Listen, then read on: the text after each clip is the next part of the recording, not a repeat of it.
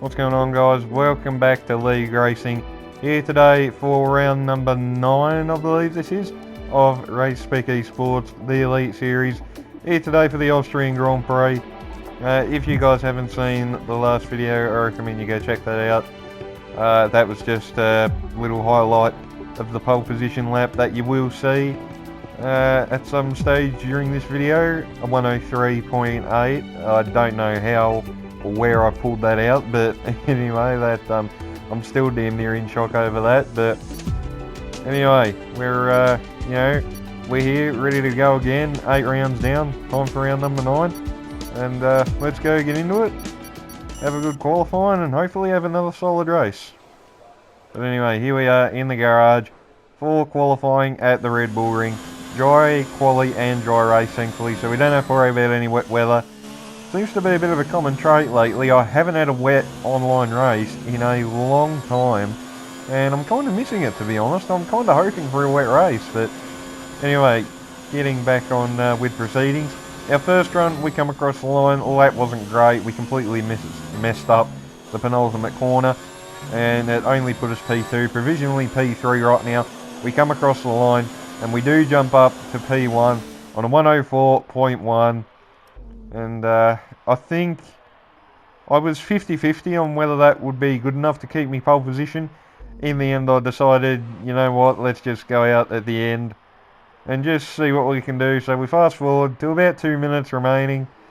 A couple of people starting to head out. You can see Pete Crichton, I think, is heading out there along with several others. So we're going to head out behind them. Hopefully we don't get stuck in traffic. That's the only thing I don't like about leaving it till the last minute, is the risk of getting caught behind someone or just in a really awkward spot is just that much higher. And if you get it wrong, then that's your final run out the window. But I think we are one of the last cars heading out now, and luckily we've got a little bit of time in hand. We haven't done a Monza and gone out with like 5 seconds left, so we're we should be safe to come across the line with plenty of time in hand.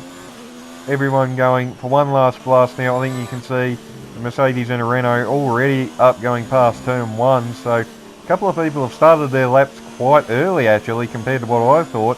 We've got my teammate right behind me as well, so hopefully he might be able to follow me and maybe jump up 1 or 2 spots from where he was. But here we go, give you guys a running commentary of this lap. Max fuel mixture overtake, DRS enabled, up to turn 1. Wasn't a real great run out of the final corner, but anyway, through turn 1, mount the curve as much as you can. I don't know how that wasn't invalid, but we get a real good run through turn 1. We're green on our delta now, going up the hill.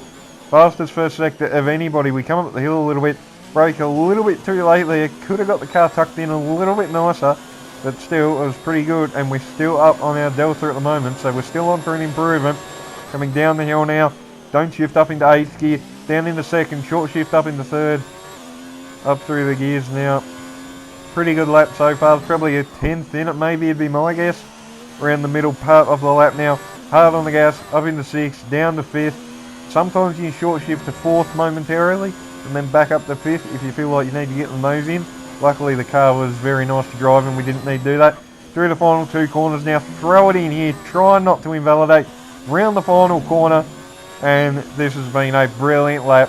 Come across the line, and 103.8, and man, I was absolutely ecstatic.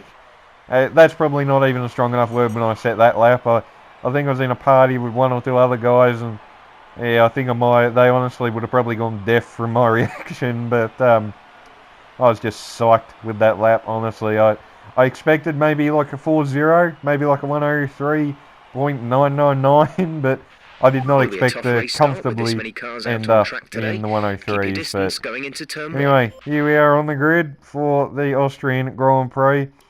We've got Pete Crichton alongside us, so once again the old rivals are going to do battle.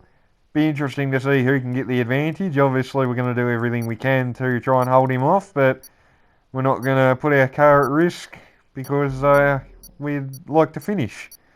And yeah, what do I always say? To finish first you got to finish. But anyway, where we go for the formation lap.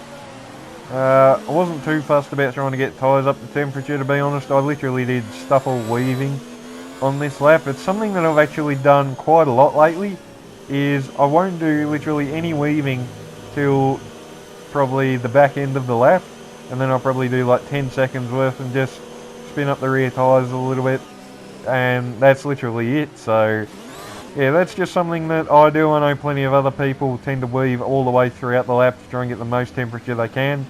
We all have different tactics, but I find it works pretty well for me. But here we are, we're back on the grid, awaiting the last couple of cars to reform now. Pete Crichton alongside us, 40 and Spilly on the second row. I think it was Spilly that I was actually talking to during this race, and yeah, he was very happy with P4. But here we go, awaiting 5 red lights for round number 9 at the Red Bull Ring. Away we go. Looks like a really good start. Pete Crichton has bogged it down a little bit. We've already got a big gap going into turn 1. We're nearly 2-3 wide behind us. Look behind us, and that Pete Crichton is around. He's been spun. I think he got tapped from behind by Spilly. Don't quote me on that. I think that is correct, because obviously being in a party with him, I think he did say he just missed his braking point and he tapped the Mercedes, but that is our main rival essentially out of the race. So yeah, that was unexpected, but our that doesn't necessarily make our job a lot easier. We've still got to get the head down, hammer down now, and we'll try and pull away if we can from 40. And I think he's at Lewis in the Ferrari in P3, so he's had a really good start, jumped up into the podium positions. So pretty good start there from the Frenchman, but we come around now to finish a lap, and I think we've just got about a second's advantage over 40, and I wanted to get it probably around 2 seconds by the time DRS was enabled, so I was out of that detection zone and just able to breathe a little bit.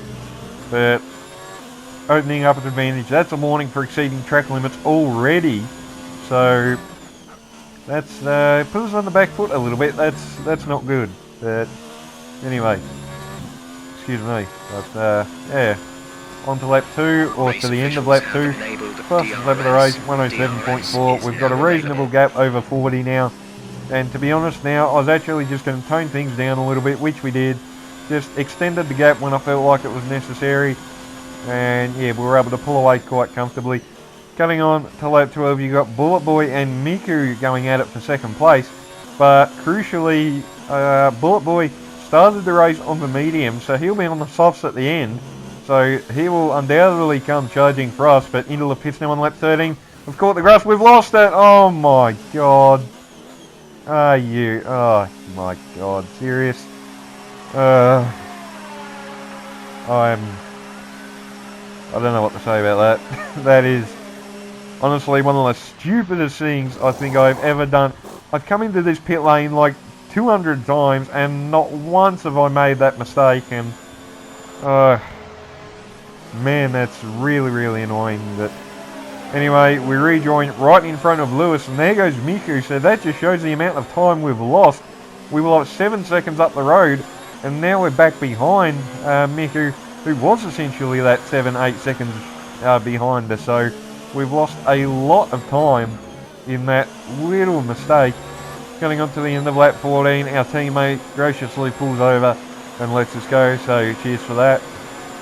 In P5, make that P4 as someone else peels into the pits, and I still honestly don't know what to say about that. That was just a stupid mistake. But anyway, we got to get the head down now. Bullet Boy will be lightning quick at the end of the race, but we've got to get by Miku as well. And yeah, this is not going to be real easy. But come across the line, fastest lap of the race, 107.1.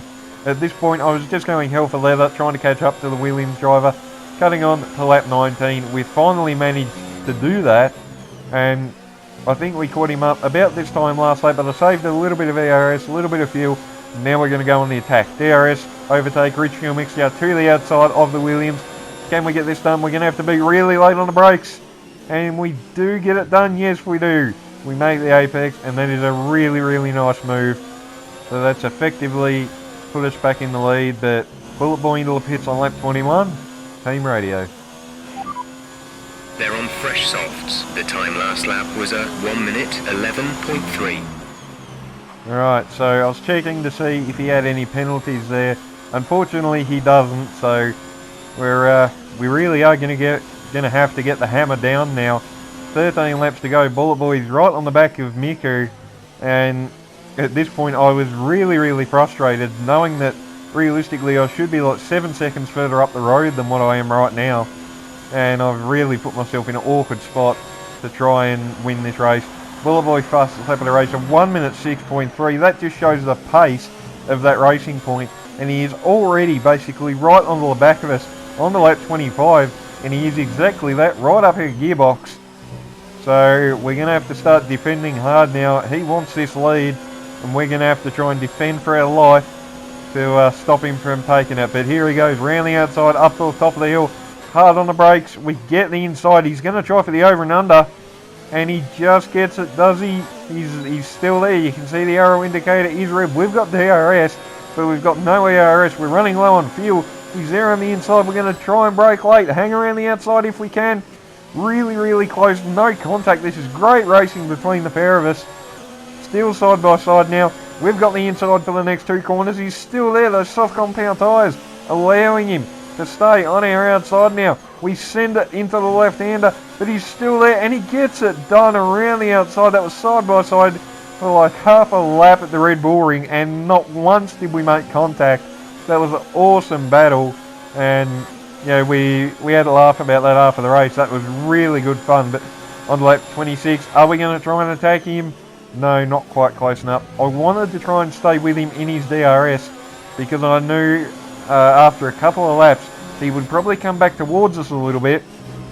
Coming on to lap 27, that's another warning for exceeding track limits. We already have one penalty in this race. I think we don't need another. In case Bullet Boy does actually get himself a 3-second, then there is a chance we can still win this, but we make a little mistake right there. And unfortunately, well, that was all it took. We dropped out of his DRS, and then he bolted. And that is another 3-second time penalty. That was just me, just trying to, use up every inch of the racetrack. Just trying to find 11/10s to try and catch back up to him. Going on to lap 35, we're back within his DRS. Those soft tyres have started to die off quite dramatically in the last two laps. And we are right on the back of him now. Are we going to look for a dive? No, not quite close enough, but we're going right up onto the back of him.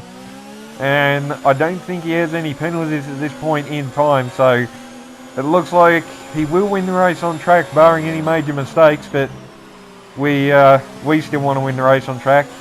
He will win the race on penalties, actually. Yeah, English, it's really hard, but anyway. We're going up his inside now. Do we get this done? Hard on the brakes. He'll look for the over and under again. Little bit of contact, the only bit we've made so far. No damage to either car, and we're back in the lead. We're going to defend to the inside. He's got DRS. He will look to the outside. Down. Do we try it? We try to stay in there. He leaves us room. It was a bit 50-50. I didn't know whether we were going for the move or not there. But we're still, well, we're not really on side by side right now, but we're going to go deep, try and hang it around the outside. Those soft tyres are really dying off. Now it's our turn to try and mug him off around the outside. Side by side again in the middle sector of this Red Bull Ring circuit. Side by side now up to the two penultimate corners. Surely he's going to have to yield. There's no way he can go around the outside. And he does. Back into the lead of the race. And he'll win the race based on penalties. But it's nice to win the race on track. Get a bit of bragging rights. And yeah, all in all, I'm still really happy with the result. So can't complain.